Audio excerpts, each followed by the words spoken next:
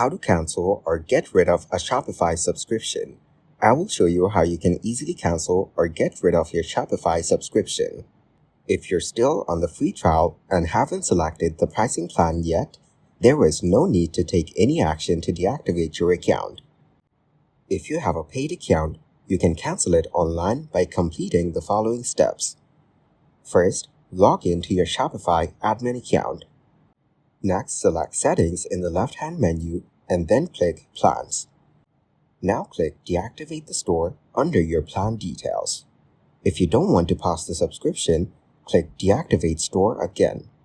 Select a reason for canceling from the drop-down menu and click Continue. After that, enter your admin password in the pop-up dialog box. Finally, click Deactivate Now to confirm cancellation.